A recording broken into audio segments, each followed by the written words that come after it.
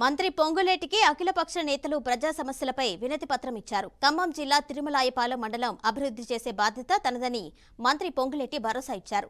పాలేరు నియోజకవర్గంలోని 4 మండలాలు తనకు 4 కళ్లని అన్నారు. తిరుమలాయపాలెం మండలంలో ఏ సమస్య ఉన్నా యుద్ధ ప్రాతిపదికన పరిష్కరిస్తామని హామీ ఇచ్చారు.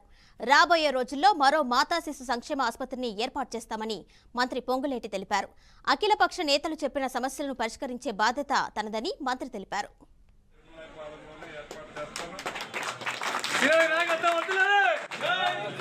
ఇతరత్ర కూడా అడుగుతున్నారు. వాటన్నిటినీ యుద్ధ ప్రాతిపదిక మీద పూర్తి చేసే బాధ్యత నాది. నా తమ్ముళ్ళందరినీ మనస్ఫూర్తిగా కోరుకునేది. మీకు ఏదైనా డౌట్ ఉంటే నాతోనే అడగండి.